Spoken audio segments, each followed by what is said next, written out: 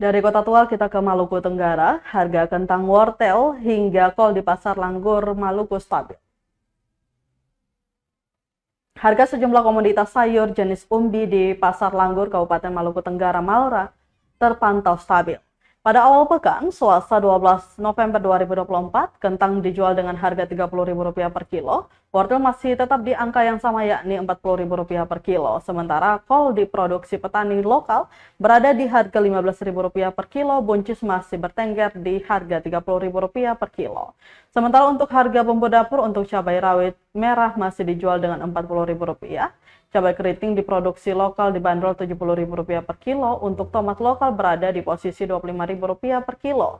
Bawang merah naik tipis Rp50.000 per kilo, sebelumnya dijual Rp40.000 per kilo, sementara bawang putih masih stabil di angka Rp40.000 per kilo.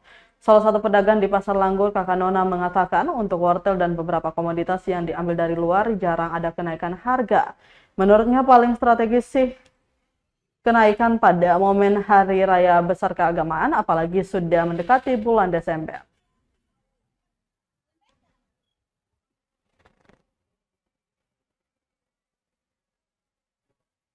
Ada wawancara? Download Tribun X sekarang, menghadirkan lokal menjadi Indonesia.